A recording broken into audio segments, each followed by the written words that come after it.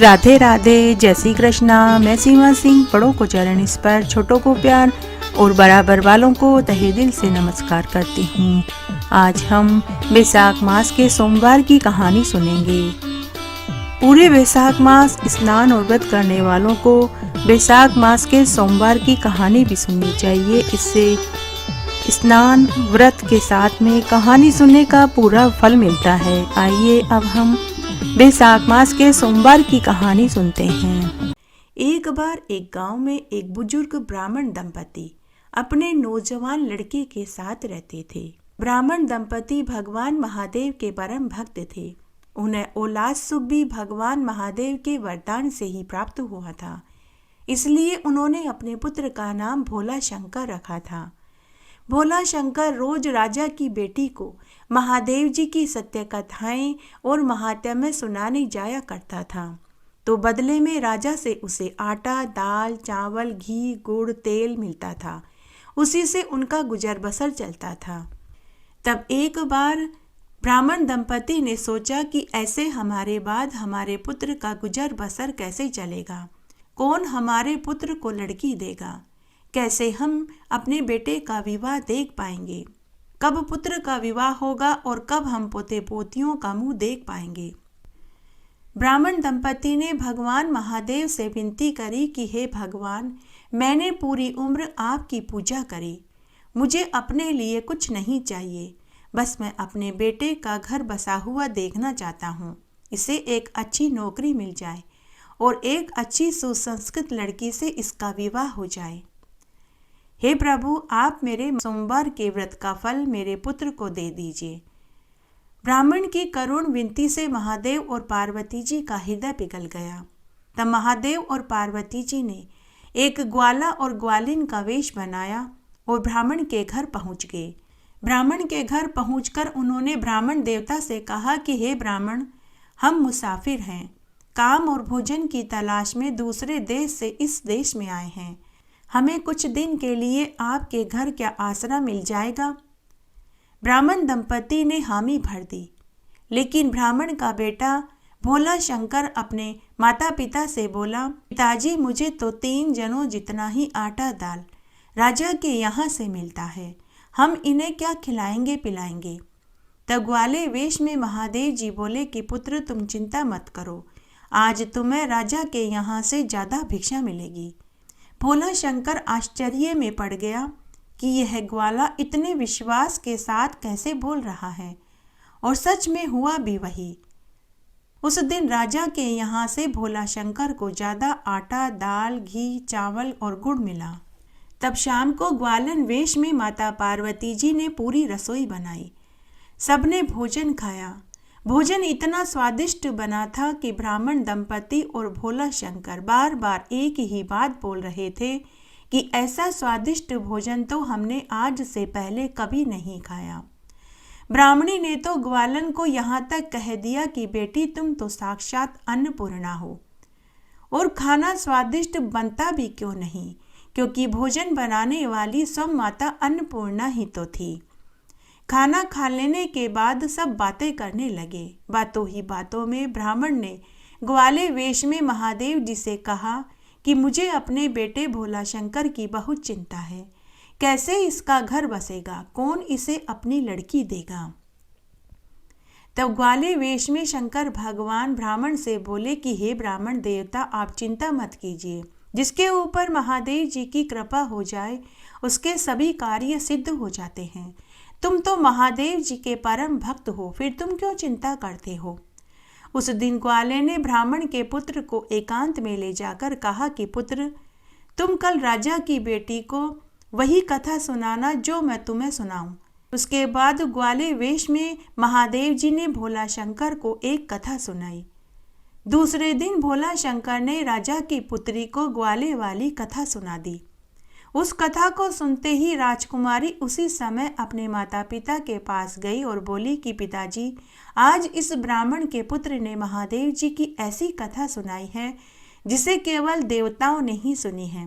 पिताजी, आप इस ब्राह्मण से पता कीजिए कि इससे यह कथा किसने सुनाई। तब राजा रानी ने ब्राह्मण पुत्र को महल में बुलाया और सच्चाई पूछी। तब ब्राह्मण पुत्र ने कहा कि मेरे घर में एक ग्वाला और ग्वालन आए हुए हैं। मुझे तो उस ग्वाले ने ही यह कथा सुनाई थी। राजा रानी और राजकुमारी उसी समय रथ में बैठकर ब्राह्मण पुत्र को साथ लेकर ब्राह्मण के घर आ गए। तब राजा रानी व ब्राह्मण दंपति व भोला शंकर को तो ग्वाला और ग्वालन दिखाई दे रहे थे, लेकिन राजकुमारी को साक्षात महादेव और पार्वती जी दिखाई दे रहे थे। राजकुमारी महादेव और पार्वती जी के चरणों में गिर पड़ी। ऐसा इसलिए हुआ क्योंकि राजकुमारी ने जब से होश संभाला तभी से वह महादेव जी की कथाओं और महात्म्य को बड़ी ही श्रद्धा और सच्ची लगन से सुनती थी, जबकि भोला शंकर जो कथा राजकुमारी को सुनाता था वह मात्र बदले में दक्षिणा मिलेगी यह सोचकर सुनाता था। इसलिए महादेव और पार्वती जी के दर्शन केवल राजकुमारी को ही हो रहे थे। राजकुमारी ने महादेव और पार्वती जी से प्रार्थना करी कि हे देव, आप मेरे माता पिता को भी दर्शन दीजिए, साथ में भोला शंकर और उसके माता पिता को भी दीजिए, क्योंकि आज मुझे उनकी वजह से ही आपके दर्शन हुए हैं। तभी साक्षात महादेव और पार्वती जी सबको दिखाई देने लगे। तभी ब्राह्मण दंपति महादेव जी के चरणों में गिर पड़े और पूछने लगे कि हे प्रभु, मेरी पूजा पाठ में क्या त्रुटि रह गई जिससे मैं आपको नहीं पहचान पाया। तब महादेव जी बोले कि हे पुत्र, पूर्व जन्म के तुम्हारे प्रारब्ध और पाप दोष के कारण ही मैं तुम्हें दिखाई नहीं दे रहा था। तब ब्राह्मण ने महादेव जी से पूछा कि हे प्रभु, कृपया करके आप मेरे पूर्व जन्म के पाप दोषों को बताइए, मैं सुनना चाहता हूँ। तब महादेव जी ने ब्राह्मण से कहा कि हे ब्राह्मण, पूर्व जन्म में तुम और तुम्हारी पत्नी बहुत बड़े अमीर साहूकार थे। तुम्हारे पास धन दौलत की कोई कमी नहीं थी, लेकिन फिर भी तुमने बैसाख मास में कभी किसी प्यासे को जल नहीं पिलाया। नहीं, तुम दोनों ने गरीबों और जरूरतमंदों व योग्य ब्राह्मणों को अन्न दान ही किया। इसीलिए तुम्हें इसका दोष लगा है। जो मनुष्य भगवान विष्णु के प्रिय मांस का सेवन नहीं करता, जल, अन्न, जूता, छाता, खड़ाऊ, छतरी, ऋतुफल, ककड़ी, आम, तरबूज, खरबूजा, शरबत का दान नहीं करता, उन्हें अगले जन्म में दुख उठाना ही पड़ता है। हे ब्राह्मण, तुम दोनों पति पत्नी पूर्व जन्म में भी मेरी खूब सेवा पूजा करते थे, सभी तरह के व्रत उपवास करते थे। इसीलिए इस जन्म में तुम दोनों की मुझ में भक्ति और प्रीति रही। यही कारण है कि आज मैं तुम्हारे कष्टों को दूर करने के लिए तुम्हारे घर पर आया हूँ। पूर्व जन्म के दोष को सुनने के बाद ब्राह्मण दंपति ने भगवान से इसका उपाय पूछा, तो भगवान ने कहा कि हे ब्राह्मण, तुम मेरे साथ हमेशा विष्णु भगवान के व्रत और उपवास को किया करो। हर एकादशी का उपवास किया करो, माघ मास का स्नान किया करो, तुम्हारे सारी दरिद्रता दूर हो जाएगी। उसके बाद राजकुमारी ने महादेव भगवान से अनुरोध किया कि हे प्रभु, जो कथा आपने भोला शंकर को सुनाई थी वही कथा अब मैं आपके मुखारबिंद से सुनना चाहती हूँ। कृपया करके आप मुझे वही कथा सुनाइए जो कथा भगवान महादेव ने एक दिन पहले भोला शंकर को सुनाई थी और भोला शंकर ने वही कथा राजकुमारी को सुनाई थी। वह कथा इस तरह थी। आइए हम भी वह कथा सुनते हैं। एक बार देवों के देव महादेव जी से माता पार्वती जी ने पूछा कि हे प्रभु, प्रेम क्या होता है, इसका क्या रहस्य है, क्या भविष्य है, हे देवता कृपा करके मुझे बताइए। तब महादेव जी पार्वती जी से बोले कि हे पार्वती, यह तुम पूछ रही हो कि प्रेम क्या है? सच तो यही है कि प्रेम को तुम ही ने मेरे अंदर जगाया है। तुमसे ही प्रेम की मुझे अनुभूतियां हुई है। हे पार्वती, तुम्हारे प्रश्न में ही उत्तर छिपा है। सती के रूप में जब तुम प्राण त्याग कर चली गई थी, तब मेरा जीवन, मेरा संसार, मेरा दायित्व सब निरर्थक और निराधार हो गया था। मेरे नेत्रों से अविचल धारा बहती रहती थी, उसमें पूरा ब्रह्मांड डूबने लगा। तब महादेव बोले कि अपने से दूर करके तुमने मुझे मुझसे भी दूर कर दिया था। हे पार्वती, यही प्रेम है। तुम्हारे बिना मेरे अंदर अधूरेपन से इस सृष्टि का अपूर्ण होना यही प्रेम है। तुम्हारे मेरे साथ पुनः मिलन कराने के लिए पूरे ब्रह्मांड का और देवताओं का प्रयास करना यही प्रेम है। हे पार्वती, जब तुम अन्नपूर्णा के रूप में मेरी क्षुधा शांत करती हो, यही प्रेम है। जब तुम कामाख्या रूप में मेरी कामना करती हो, यही प्रेम है। जब तुम्हारे सौम्य, सहज और गौरी रूप में तुम पर मैं अपना अधिकार जमाता हूँ और तुम मुझे मान्यता देती हो और तुम मुझे विश्वास दिलाती हो कि सिवाय मेरे इस संसार में तुम्हें और कोई स्वीकार नहीं, यही प्रेम है। जब तुम मुझे चौसर में पराजित करती हो तो भी विजय मेरी ही होती है। जब मैं तुम्हारे मुख पर प्रसन्नता देखता हूँ तब मुझे अपार खुशी मिलती है। तुम्हें सुखी देखकर मुझे जो खुशी मिलती है, यही प्रेम है। जब दुर्गा रूप में अपने संरक्षण में मुझे सशक्त बनाया था, वही अनुभूति प्रेम है। जब काली रूप में नृत्य करके मेरे शरीर पर तुमने पांव रखा था तो तुम्हें अपनी गलती का आभास हुआ और जिससे तुम्हारी जीभ बाहर निकल आई थी, वही प्रेम है। सौंदर्य रूप में ललिता बनकर, मंगला रूप में चंडिका बनकर जब तुम दर्शन देती हो, वही प्रेम है। तुम बार बार, अनेक बार शक्तिशाली देवियों के रूप में मुझे और विश्व को दर्शन देती हो। तुम मेरे लिए एक दर्पण के समान हो जिसमें झांक कर मैं खुद को पहचान पाता हूँ। तुम बार बार स्वयं को मेरे प्रतिपादित कर मुझे आभास कराती हो कि मैं ही तुम्हारे योग्य हूँ। हे पार्वती, यही प्रेम है। यह वही अनसुनी कथा है जिसे केवल देवताओं के अलावा और किसी ने नहीं सुनी। भगवान महादेव जी कथा सुनाकर अंतर्ध्यान हो गए। तब राजकुमारी ने भोला शंकर से विवाह कर लिया। राजा ने खूब सारा धन देकर अपनी राजकुमारी को विदा कर दिया और भोला शंकर को अपना सलाहकार मंत्री बना लिया। एक नगर में एक धनवान साहूकार अपनी पत्नी के साथ रहता था। उसके घर में धन की कोई कमी नहीं थी, परंतु वह बहुत दुखी था क्योंकि उसके कोई पुत्र नहीं था। वह इसी चिंता में दिन रात दुखी रहता था।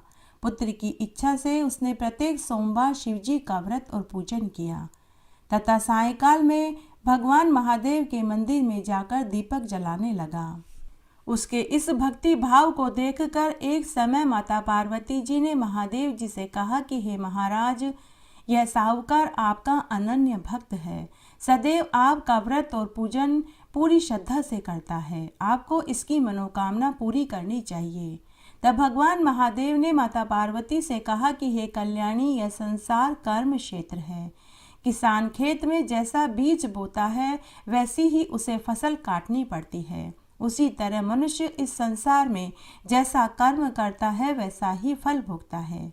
माता पार्वती ने अत्यंत आग्रह किया कि हे महाराज, जब यह आपका अनन्य भक्त है, अगर इसको किसी प्रकार का दुख है तो उसे आपको अवश्य दूर करना चाहिए।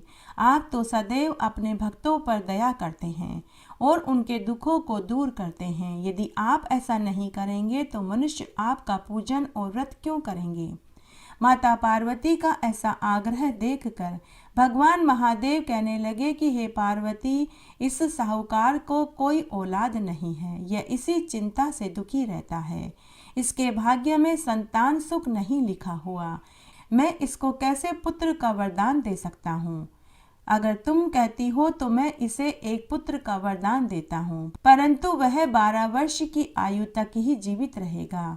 12 वर्ष के बाद उसकी मृत्यु हो जाएगी। इससे अधिक मैं इसके लिए और कुछ नहीं कर सकता। माता पार्वती और भगवान महादेव की वार्तालाप वह साहूकार मंदिर में सुन रहा था। इससे उस साहूकार को न तो प्रसन्नता हुई न ही दुख हुआ। वह पूर्ववत भगवान महादेव का व्रत और पूजन करता रहा।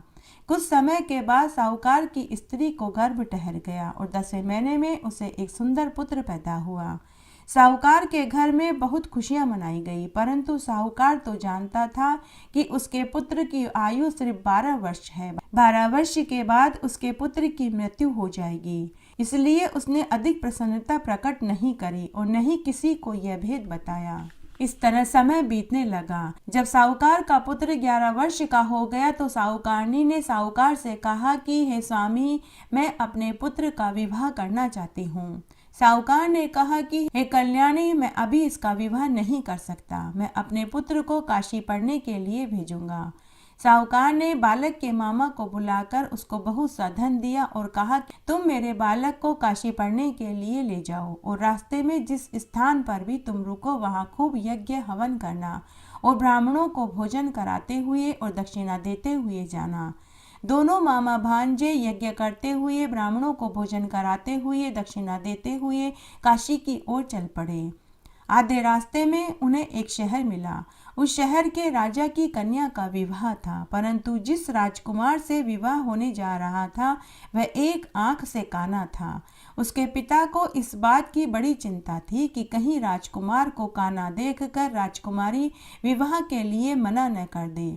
जब उसने अति सुंदर साहूकार के बेटे को देखा तो उसके मन में विचार आया कि क्यों न मैं अपने लड़के की जगह इस लड़के को विवाह में बैठा दूं। ऐसा मन में विचार कर उस राजा ने साहूकार के साले और साहूकार के पुत्र से इस बारे में बातचीत करी और दोनों को धन का लालच देकर राजी कर लिया। उसके बाद साहूकार के लड़के को वर के कपड़े पहनाकर तथा घोड़ी पर बैठाकर कन्या के द्वार पर ले गए। सभी कार्य प्रसन्नता से संपन्न हो गए। राजकुमार के पिता ने सोचा कि यदि विवाह का कार्य भी इसी साहूकार के लड़के से करा लिया जाए तो क्या बुराई है। ऐसा विचार कर लड़के और उसके मामा से कहा, यदि आप फेरों और कन्यादान के काम में भी हमारी मदद कर दें तो आपकी बड़ी कृपा होगी। इसके बदले में मैं आपको बहुत सा धन दूंगा। दोनों ने सहर्ष स्वीकार कर लिया। विवाह कार्य आसानी से संपन्न हो गया। विवाह का कार्य संपन्न हो जाने के बाद साहूकार के पुत्र को ग्लानि महसूस हुई। वह मन ही मन सोचने लगा कि मेरा विवाह तो राजकुमारी से हुआ है, लेकिन विदा होकर यह उस काने राजकुमार के साथ जाएगी, इसलिए मुझे राजकुमारी को सच्चाई बता देनी चाहिए। तब साहूकार का पुत्र जाने लगा तो उससे पहले उसने राजकुमारी की चुंदरी के पल्लू पर लिख दिया कि तुम्हारा विवाह मेरे साथ हुआ है, परंतु तुम्हारी विदाई एक काने राजकुमार के साथ होगी। मैं तो काशी पढ़ने के लिए जा रहा हूँ, 1 साल बाद ही लौटूंगा। के बाद साहूकार का लड़का पढ़ने के लिए काशी चला गया। जब राजकुमारी ने चुंदड़ी पर ऐसा लिखा हुआ पाया तो उसने यह बात अपने माता पिता को बताई और कहा कि मैं इस काने राजकुमार के साथ नहीं जाऊंगी। मेरी शादी तो एक साहूकार के लड़के से हुई है। उसने सारी बात अपने माता पिता को बता दी। राजकुमारी ने कहा कि जिसके साथ मेरा विवाह हुआ है वह तो काशी पढ़ने के लिए गया है। राजकुमारी के माता पिता ने अपनी कन्या को काने राजकुमार के साथ विदा नहीं किया। बारात खाली लौट गई। उधर साहूकार का पुत्र और उसका मामा काशी में पहुंचे। वहां जाकर उन्होंने यज्ञ करना शुरू करा और साहूकार का लड़का पढ़ाई करने लगा। जिस दिन साहूकार के पुत्र की आयु 12 वर्ष की हुई उस दिन भी यज्ञ चल रहा था। तभी अचानक साहूकार के पुत्र की तबीयत बिगड़ गई। साहूकार के पुत्र ने अपने मामा से कहा कि मामा, आज मेरी तबीयत कुछ ठीक नहीं लग रही। मामा ने कहा कि तुम भीतर जाकर सो जाओ। साहूकार का पुत्र भीतर जाकर सो गया। तभी उसके प्राण निकल गए। थोड़ी देर के बाद मामा अपने भांजे को देखने के लिए आया तो उसे उसका भांजा मृत मिला तो उसको बहुत दुख हुआ। तब उसने मन ही मन सोचा कि अगर मैं रोना पीटना करूंगा तो यज्ञ का कार्य अधूरा रह जाएगा, अतः पहले यज्ञ का कार्य संपूर्ण करवा लेता हूँ, ब्राह्मणों को भोजन खिला के दक्षिणा दे देता हूँ, उसके बाद ही मैं रोना पीटना शुरू करूँगा। संयोगवश उसी समय माता पार्वती और महादेव जी आकाश मार्ग से उधर गुजर रहे थे। जब उन्होंने जोर जोर से रोने की आवाज़ सुनी तो माता पार्वती जी कहने लगी कि हे महाराज, कोई दुखिया रो रहा है, आप उसके कष्ट को दूर कर दीजिए। जब महादेव और पार्वती जी वहां पहुंचे तो उन्होंने पाया कि एक लड़का मृत पड़ा था। माता पार्वती जी कहने लगी कि हे महाराज, यह तो वही साहूकार का लड़का है जो आपके वरदान से पैदा हुआ था। तब महादेव जी बोले कि हे पार्वती, इसकी आयु इतनी ही थी, अब मैं कुछ नहीं कर सकता। तब पार्वती जी कहने लगी कि हे महाराज, इस बालक को और आयु दे दीजिए, नहीं तो इसके माता पिता तड़प तड़प कर मर जाएंगे। माता पार्वती जी के बार बार आग्रह करने पर महादेव जी ने उसको जीवन का वरदान दे दिया। शिव जी की कृपा से वह लड़का जीवित हो गया। उसके बाद महादेव और पार्वती जी अंतर्ध्यान हो गए और कैलाश पर चले गए। शिक्षा पूर्ण होने पर साहूकार का लड़का और उसका मामा उसी प्रकार यज्ञ करते हुए, ब्राह्मणों को भोजन कराते हुए, दक्षिणा देते हुए घर की ओर जा रहे थे। रास्ते में वही शहर आया जहां साहूकार के लड़के की राजकुमारी से विवाह हुआ था। साहूकार के लड़के ने मन ही मन सोचा कि मुझे एक बार राजकुमारी को देखना चाहिए कि उसका क्या हुआ। तब साहूकार का लड़का महल में पहुंचा। उस समय राजकुमारी झरोके में बैठी हुई थी। उसने जैसे ही साहूकार के पुत्र को देखा तो उसने अपने माता पिता से कहा कि यह वही है जिससे मेरा विवाह हुआ था। उसके बाद राजा रानी ने साहूकार के पुत्र का खूब आव भगत किया और अपनी राजकुमारी को ढेर सारा दान दहेज देकर विदा कर दिया। उसके बाद साहूकार का पुत्र अपनी पत्नी और दान दहेज को लेकर अपने मामा के साथ अपने शहर के निकट पहुंचा। जब लवाजमा गांव के पनघट पर पहुंचा तो एक पनिहारिन भागी भागी साहूकार के घर पहुंची और बोली कि आपके बेटा बहू खूब सारा दान दहेज लेकर आ रहे हैं। उस समय साहूकार पति पत्नी छत पर बैठे हुए थे। उन्होंने सोच रखा था कि अगर पुत्र की मृत्यु का समाचार आएगा तो हम छत से कूदकर जान दे देंगे। जब पनिहारिन ने जाकर यह खबर सुनाई तो साहूकार दंपति के खुशी का ठिकाना नहीं रहा। साहूकार दंपति खुशी खुशी छत से नीचे आए। बाहर आकर उन्होंने अपने पुत्र और पुत्रवधू का खूब स्वागत किया। के बाद साहूकार दंपति ने पूरी नगरी में लड्डू बंटवाए, मंगल गीत गाए गए। साहूकार दंपति बड़ी प्रसन्नता के साथ अपने बेटा बहू के साथ रहने लगे। जो कोई भी सोमवार के व्रत को धारण करता है और इस महात्म्य को पढ़ता और सुनता है, उसके सभी दुख दूर हो जाते हैं। उसकी समस्त मनोकामनाएं भगवान महादेव और माता पार्वती जी पूरी कर देते हैं। वे इस लोक में समस्त सुख भोग का मरने के बाद शिवलोक को प्राप्त होते हैं। घटती हो तो पूरी हो तो परवान चढ़े, भूले बिसरे नाम तेरे भंडार में भरे। इस तरह आज मैंने आपको बैसाख मास के सोमवार की कथा सुनाई। मेरे साथ बने रहने के लिए आपका धन्यवाद। आगे की कथा कहानी के लिए भी आप इसी तरह मेरे साथ बने रहें। धन्यवाद।